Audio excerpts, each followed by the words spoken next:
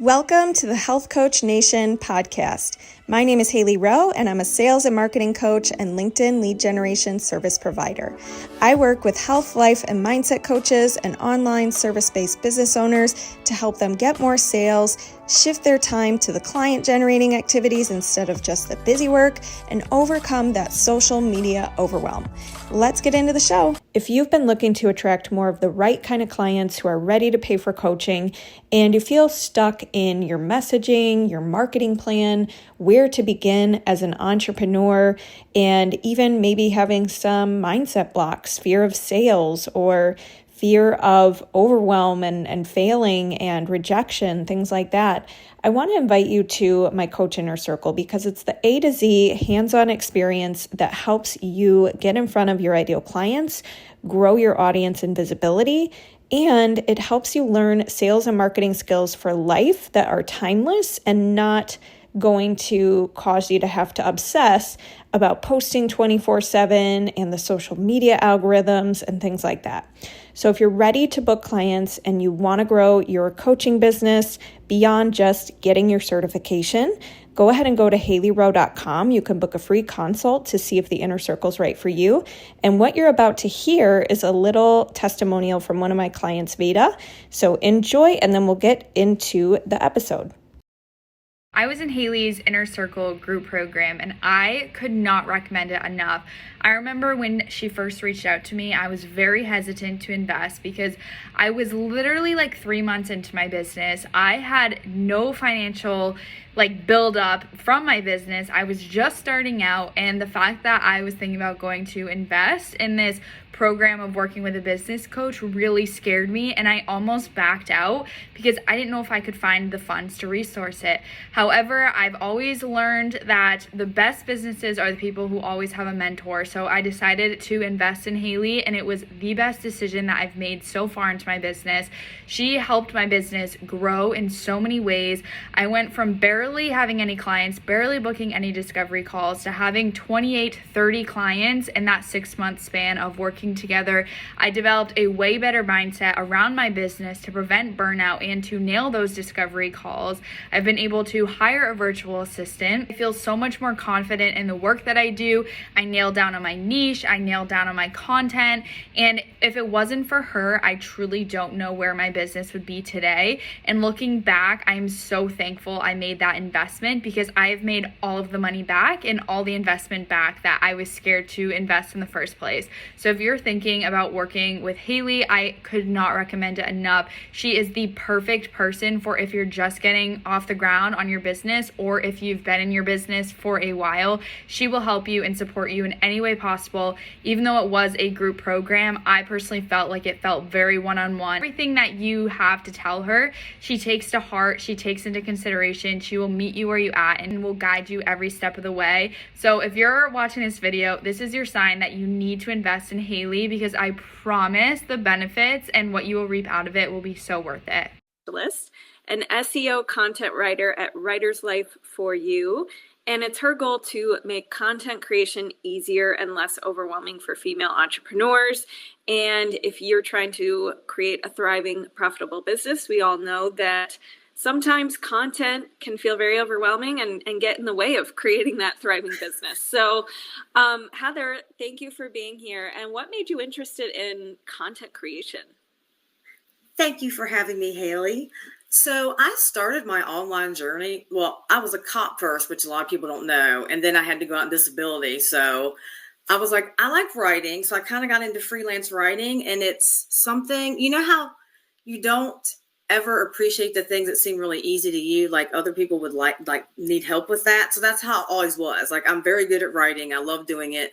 And just over time, as I was writing for my clients and myself, it just became something that I realized we all struggle with. Even if you're good at it, we just wear so many hats in our business. And so that's why it's my goal to kind of make life a whole lot easier for us online business folks that, have to juggle a lot of content creation and other jobs in our business. Yeah, 100%. And how interesting. I did not know you were a cop before a content creator. Yeah, I was a cop for about 20 years. I'm older than I actually look. I'm 46. Wow, So that's a you little look very secret nugget. young. Yeah. Thank you. Okay. It's the freckles. I love it. All right. So tell me a little bit about, with content, we are seeing so much use now of ChatGPT and Claude AI, and maybe there's other ones I'm not even mentioning that you could share. But tell me first, if someone's like, okay, I want to make content writing easier, but I don't want to lose my authentic voice and I don't want it to seem robotic. What are first just some platforms they should be looking into? And then we'll go into how they can stay authentic. So honestly, Claude and ChatGPT are my main favorites. I've kind of drilled down, especially into ChatGPT. It's one of those things where I love that you can feed ChatGPT information about your business and you. If you create your own GPTs, which a lot of people don't, you can upload documents in the background. But now in regular accounts, you can just upload several documents as you're working in ChatGPT. So what I will do is I'll say something like, okay, I need to write these emails for a summit and I have some swipe copy. Can you help me customize these to sound like me, my business?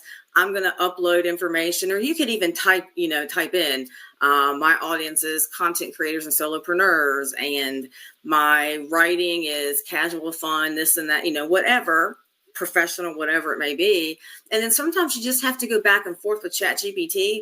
But now it even responds to me like me. It goes, yay! Nice. And I laugh when I see ChatGPT put like emojis and yay! I love it. Okay. So you've kind of trained your ChatGPT to know your voice and how you write and given it examples and things like that. So, all right, Claude AI and ChatGPT, big fans. And Yes. as far as ways to train it or how to use it for content, you mentioned emails, making emails easier, but give us some ideas for where to start with all of that. One of my favorite things to use ChatGPT, and Claude is good for it too, is actually getting ideas. I know a lot of people are like, it takes away from creativity. But what I have found is sometimes we can't get out of our own way, like we can't get out of our own head.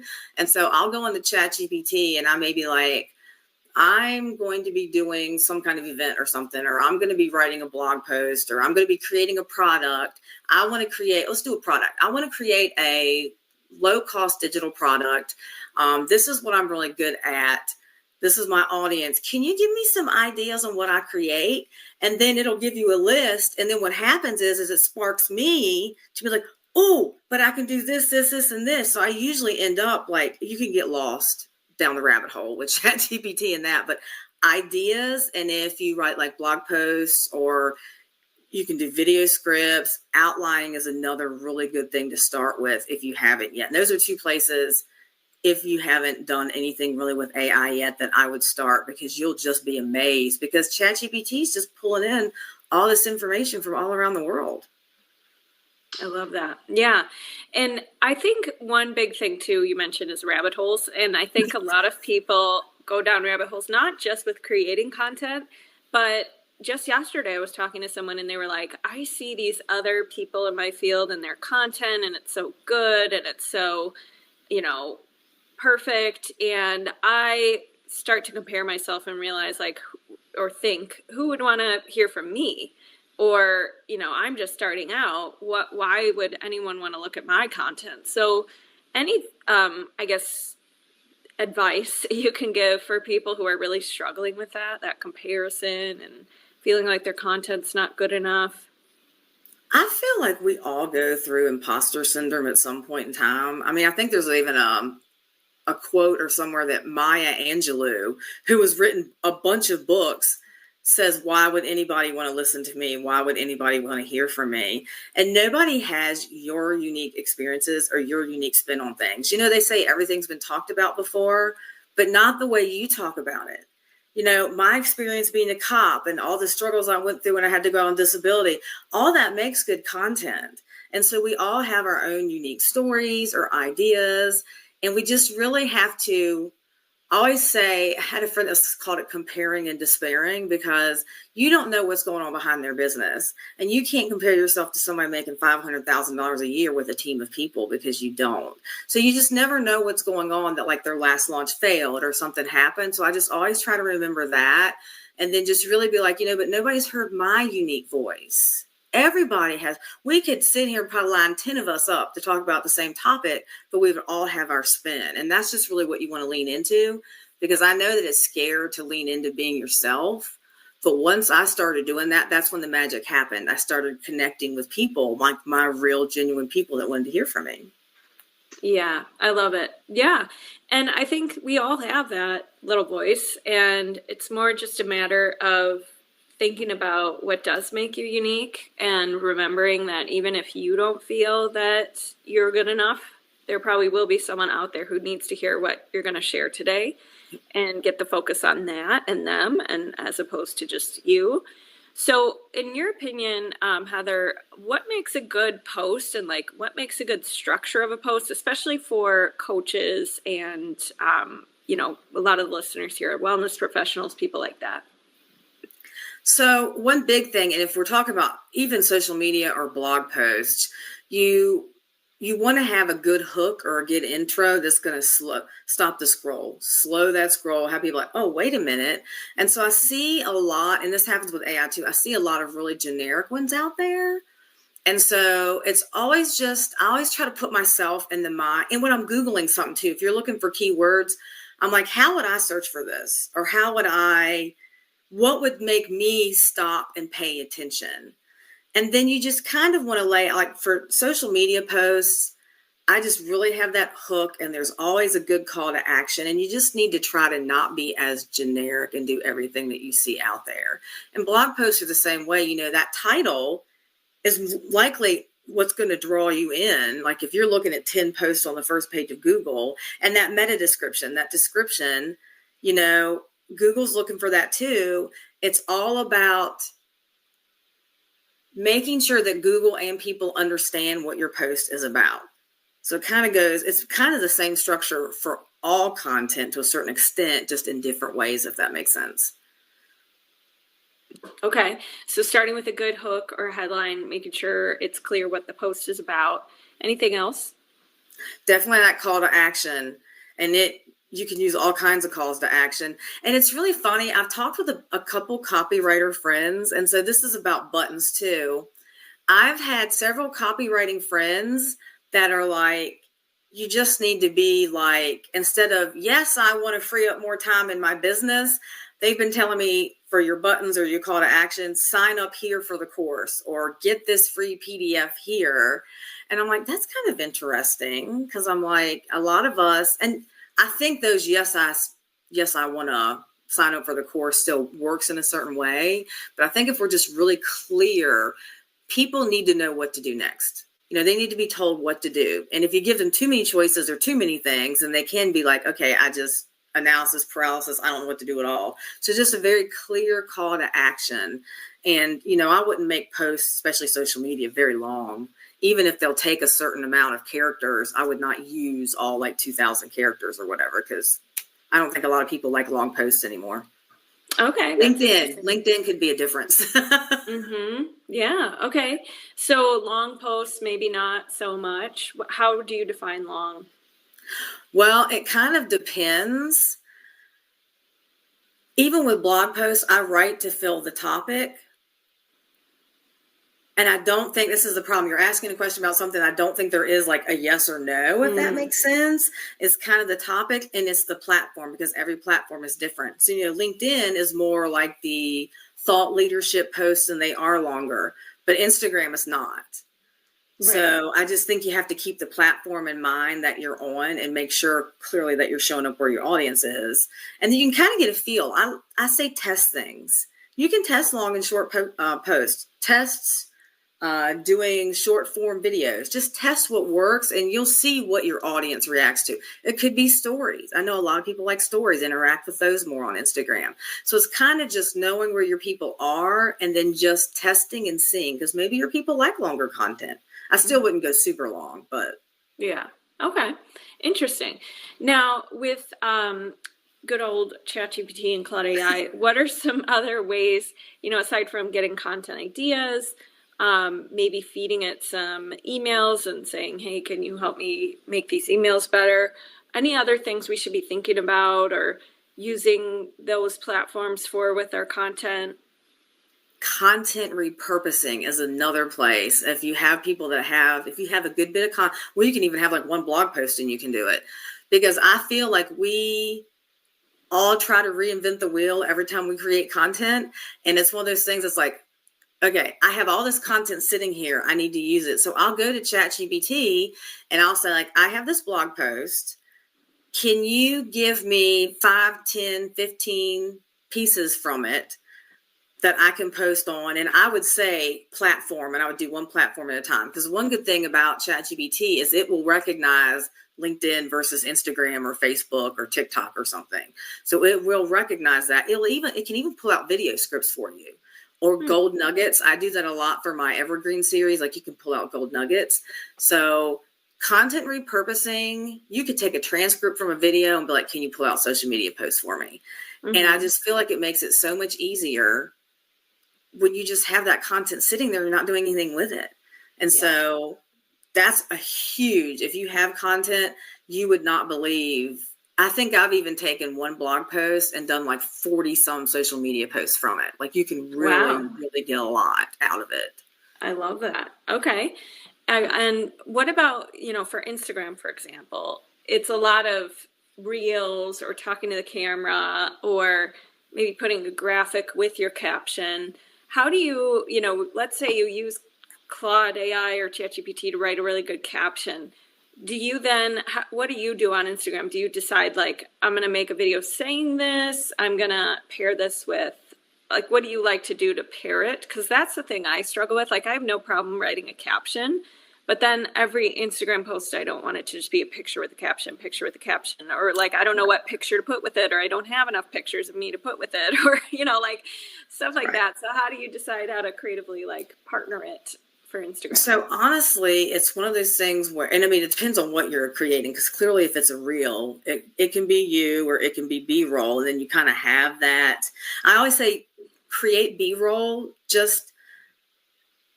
you can just pick up your phone and just create it every once in a while, and then you can just build up a library of B-roll so that you'll have stuff.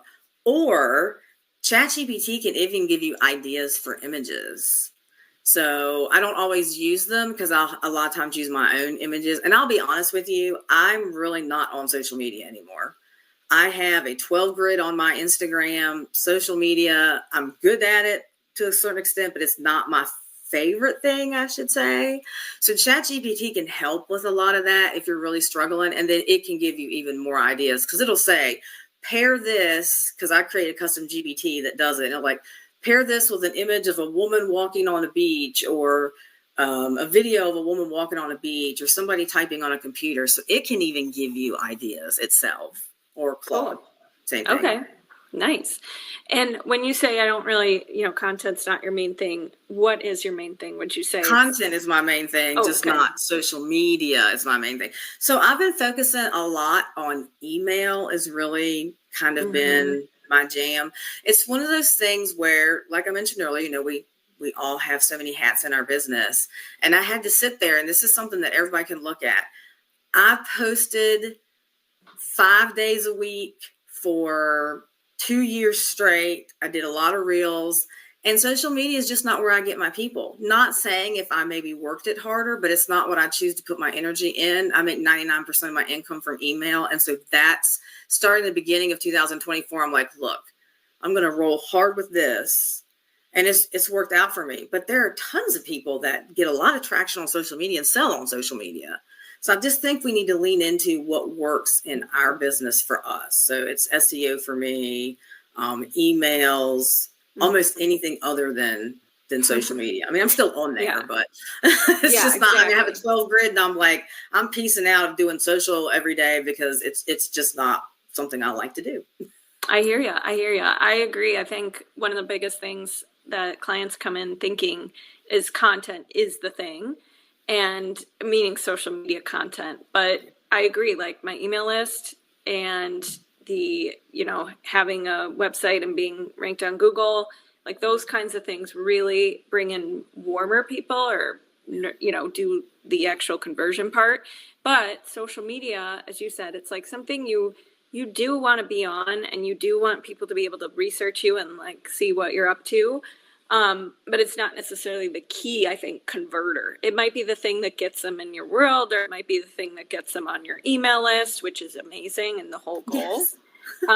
So it is needed. It's just so hard to explain to someone because a lot of times they think that's it. Like it's the end all be all. Yeah, right. So I'm curious. You also said that you struggle with a chronic illness, and yes. Some of the listeners are dealing with autoimmune things, or trying to run a business while just having limited time for their business. Maybe they're a parent, maybe they homeschool their kids, things like that. So as someone who also maybe has limits on your time or things like that, what advice would you give to someone who is maybe feeling frustrated with limited, with some limitations? It's funny that you say that because my biz bestie is 14 years younger than me. And I always, I have multiple chronic illnesses. So my chronic illnesses are my kids. And she's got 2 kids running around. One's like a 3-year-old and one's like an 11-year-old. So we all have different things that like kind of not necessarily steal our time, but we all have lives and different things going on. This is why it's really important to ask yourself, try those different things. Try TikTok. First of all, go wherever your audience is, because you could be wasting time on a platform that your people aren't on. But just really sit there, look at what you've been doing, go look at your analytics, go look in your social media, go look at your email. Where is your income coming from? And then focus on that, because we only have so many hours in a day. And since we literally can't clone ourselves to do something else, something has to give, especially if you're a solopreneur. I've had team members, but I'm essentially a solopreneur right now.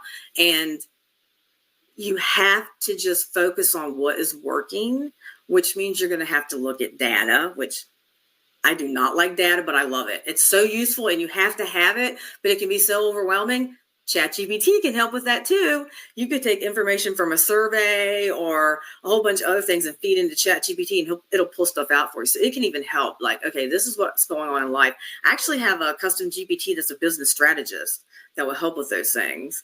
So you just really have to look, where am I making my money? What do I feel good doing? What drains me? Because when you tell me, I've got to go make a whole bunch of Facebook posts, I have a Facebook group too, so I do post in there. But it's just one of those things where you just really need to lean into A, what you're good at, and B, where you're making your money from. That's just key. I was on mute, sorry. I was going to say, oh no! I'm back. Okay. So that is very helpful. And I was nodding and saying yes, and you couldn't hear me. But where can people connect with you and learn more? I know you do have an awesome 50 AI prompts. It's a free gift. And we'll put that in the show notes and with this LinkedIn Live afterwards. But where could people also check you out on socials and on your website? So I am actually, Instagram is probably like the best channel to find me. I do check my DMs regularly or whatever. You can send me something. Just check out my 12 grid. That's Writer's Life for You. So it's at Writer's Life for You. And then my website is writerslifeforyou.com, just like awesome. It sounds. So those are the best places to find me. And join my email list. If you do it on the 50 prompts, then I email almost daily, and I just love dropping value bombs, and because content creation it's a lot. Oh yeah, definitely. All right, well, thank you so much for being here, and I will talk to you soon. Thank you for having me. Thanks so much for listening to this podcast, and if it's really helpful for you, I'd really appreciate if you share it and or leave a written podcast review. This tells the podcast sites that our show is useful, and it will be promoted to more people that way. Thanks again.